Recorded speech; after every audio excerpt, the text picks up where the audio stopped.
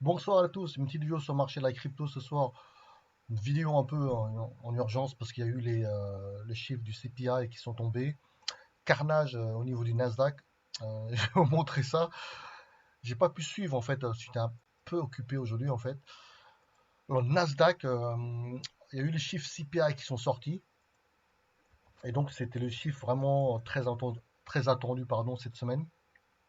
Là, vous pouvez voir que l'inflation, vous voyez, la CPI, le corps CPI du mois de janvier, pardon.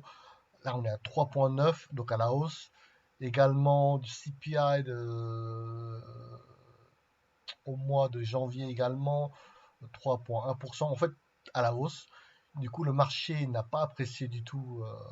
Bah, il y a eu un sell-off en fait. Nasdaq, on est passé de 17 800 à quasi moins, presque moins 400 points, à 17 492. Et bien sûr, le DAX a également dévissé à 16 000, presque bon, 16 950 à 16 787. Forcément, l'or, qui dit hausse d'inflation, la Fed va pas baisser les taux, donc ça sera forcément un sell-off de gold. L'or qui a fait quand même 2030 à 1992, massif sell-off sur gold, ce qui est logique parce que les investisseurs ont peur. On price maintenant que la Fed va pas baisser les taux parce qu'il y a une hausse d'inflation qui continue, donc forcément, la Fed n'a pas intérêt à baisser les taux, en fait. C'est ce qu'on peut traduire. Le Bitcoin a fait une sacrée performance, a tapé les 50 000 dollars pour finalement chuter à 48 000 et puis on est remonté à 49 222. Vous voyez, donc Bitcoin, c'est vraiment sans surprise, mais il y a beaucoup de volatilité au niveau des cryptos. Surtout Bitcoin, où ça peut faire un moins 2000 facilement et remonter après, vous voyez. Donc c'est du déjà vu, hein, d'accord? Sans surprise. Par contre, le gaz naturel, commodities, carnage, massive correction sur le gaz. On avait fait 1,7 dollars à on va aller 1,6 dollars le gaz naturel pour le mois de mars, hein. En fait, c'est contrat futur. On est arrivé à S2, support 2. C'est vraiment étonnant pour que les commodities chutent autant. Et je pense qu'à long terme, ça remonte, ça va remonter. Mais c'est pas évident de pricer en fait le bottom, le point bas, pour les gens qui font du trading. Mais celui qui trouve le bottom, ça peut être un jackpot parce que il suffit de maintenir une position longue à long terme en gaz futur et ça peut remonter après. Vous voyez, donc c'est parce qu'à long terme, je pense que les commodities vont remonter vont repartir à la hausse, pardon.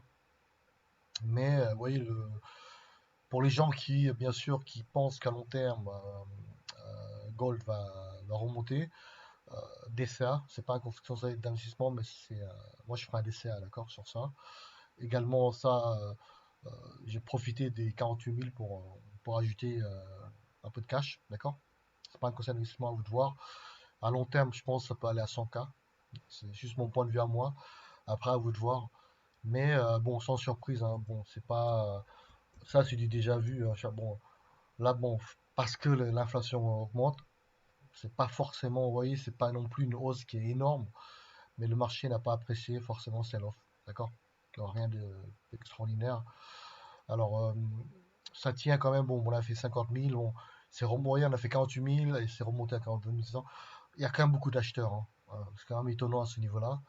À chaque fois, ça remonte le BTC, c'est impressionnant comment c'est de plus en plus strong, de plus en plus fort.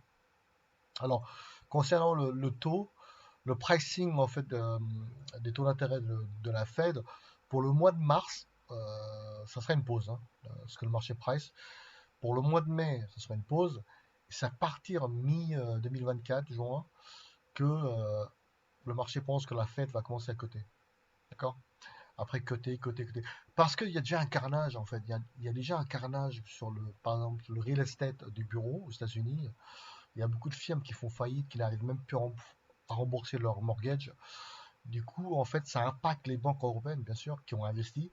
Mais il y a un décalage entre le marché américain et le marché européen, d'accord? Mais on sent que ça impacte pas mal les banques européennes, comme en Allemagne, à cause du real estate. Je pense qu'il va y avoir un carnage, mais bien sûr, c'est toujours dur de pricer le timing. Mais la hausse des taux, je pense qu'il doit y avoir pas mal de zombies derrière, de pertes. Également les obligations, des pertes latentes sur les obligations, parce que lorsque vous avez une hausse des taux, la valeur nominale de l'obligation baisse. Et le temps que vous n'avez pas vendu l'obligation, vous avez une perte latente. En fait, c'est les pertes qui sont latentes sur les comptes des banques. Bien sûr, si vous n'avez pas vendu, vous n'avez pas de perte, hein, forcément. Mais si vous attendez jusqu'à la majorité, vous allez recevoir votre cash, d'accord? Mais ça fait quand même une perte latente en milliards pour les banques concernant les obligations. Voilà. Sinon, passez un bon week-end, pardon, une bonne semaine, pardon. Là, c'était juste une petite vidéo pour montrer l'impact du taux d'inflation justement sur le Nasdaq, sur le Bitcoin.